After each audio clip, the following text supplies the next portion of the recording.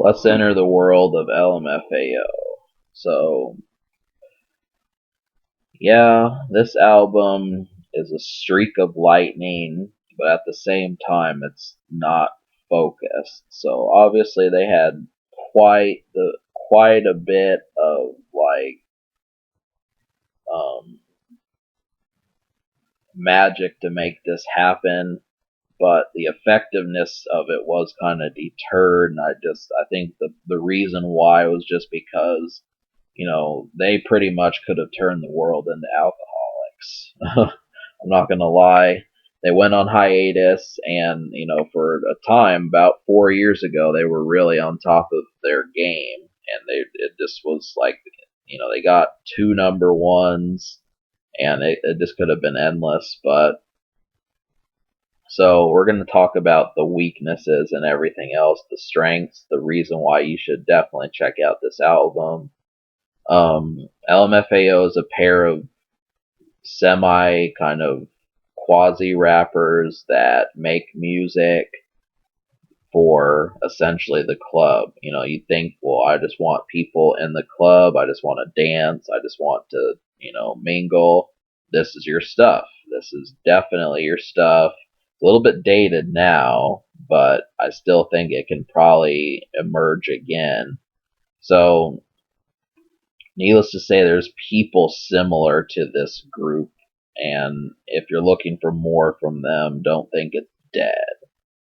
This is electronic dance music, basically. It's just kind of fused with that, but the reason why I chose it was because the gnarliness of this album, when you get to that point, smoking is right around the corner. So I'm not saying go out and go on a binge drink. I'm saying switch that and smoke instead.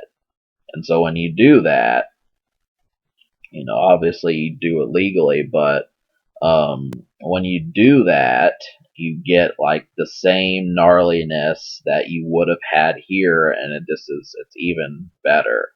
So it's intended, like really this is a party album, and the wildness of it needs to be recognized. So it's not a coincidence that they were at the Super Bowl the same year that, basically their biggest year ever, and then they topped it off with that. So you can smoke to this, and it's not really focused quite on that, but a few of the songs you can smoke to would be Champagne Showers, Take It to the Hole, Sorry for Party Rocking, the title track, and um, Sexy and I Know It. The production, it's really kind of like, it feels like synths, just some like kind of bouncy, layered production that doesn't sound like a rap album. It sounds more like a pop album, but the core of it is kept as it's supposed to be.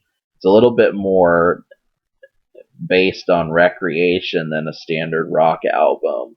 So, but I will say that there are, obviously women is of a major importance on this album, and you can't just, treat them like objects the whole time. So that's something that is seen, and there are a couple songs on here that, they're letting you know it's you.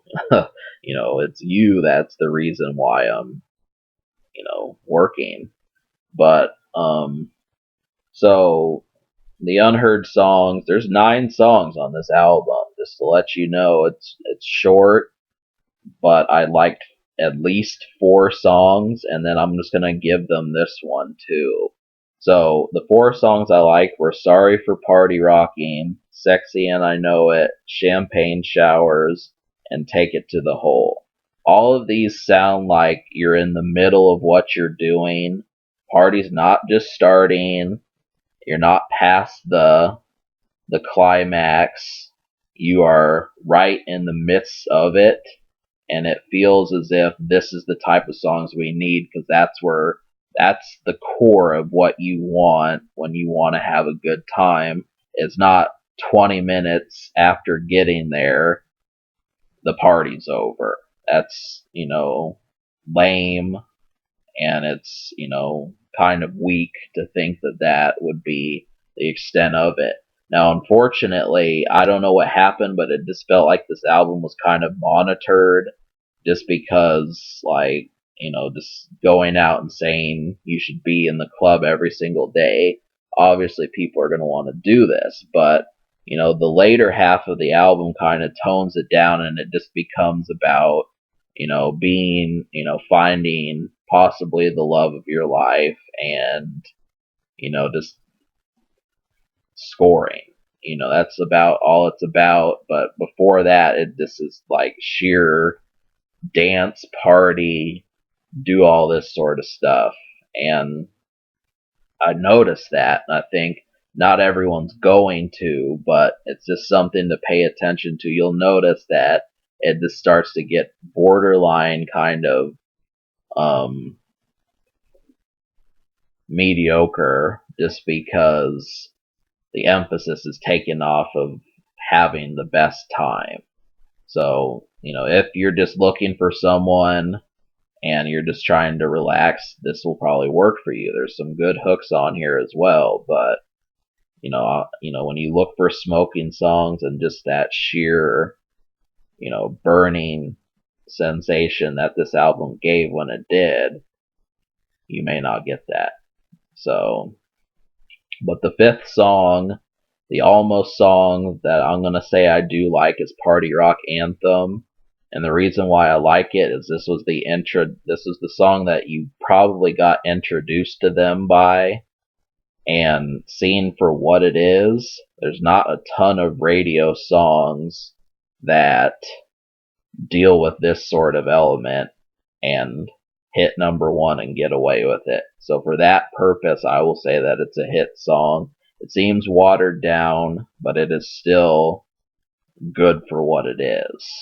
So just understand that. But I recommend this album, even though I only like 5 out of 9 songs. And I'm gonna give it like a 6.5 out of 10. So the Future, I think they're on hiatus, and I think that's pretty much, you know, code for we're not gonna make another album. So it just seems unlikely. You never know what'll happen, though. I'd like to see a new volume of their series. Is this album social? Now, I will give it a 7.5 social just because some people will be saying, no, this is a full party album, the whole album you can get smashed to. But, just really when you listen to the lyrics, which at some point you're going to have to, you're going to know that, hey, this is kind of, a little bit softer than you really thought. But, hey, it's just something. So, can it be topped? Yes. But I think this is about the velocity that you're going to get. So this is a good alternative. So check that out. Subscribe for more fun. I give this album a 6.5 out of 10 and a 7.5 social.